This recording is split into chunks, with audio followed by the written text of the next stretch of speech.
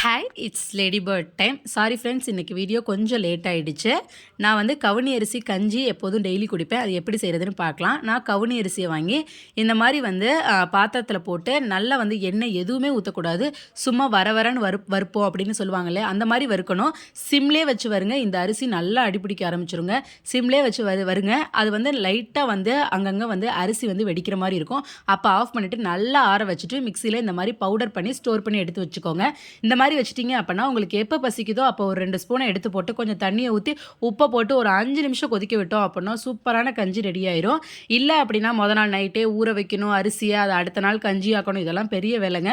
இதை நீங்கள் பொடி பண்ணி எடுத்து ஸ்டோர் பண்ணி வச்சுட்டிங்க அப்படின்னா நமக்கு வேணுங்கிற டைமில் கொஞ்சம் உப்பு மட்டும் போட்டு நல்லா நிறைய தண்ணி ஊற்றுங்க. ஏன்னா அடிப்பிடிக்கும். நல்லா வந்து காய்ச்சினதுக்கப்புறம் ஆற வச்சு அதில் மோர் கலந்து குடிச்சு பாருங்கள். கம்மங்கஞ்சி இதெல்லாம் தோற்று போயிருங்க. பழைய கஞ்சி கூட தோற்று போயிடும். அவ்வளோ சூப்பராக இருக்கும். ட்ரை பண்ணி பாருங்கள். தேங்க்யூ.